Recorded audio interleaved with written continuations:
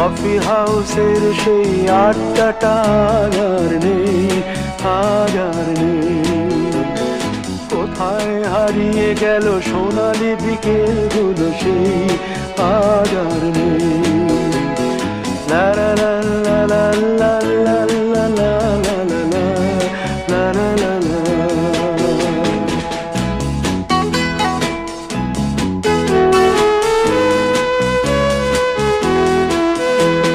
নিখিলেশ প্যারিসে, মইদুল ঢাকাতে, নেই তারা আজ কোনো খবরে।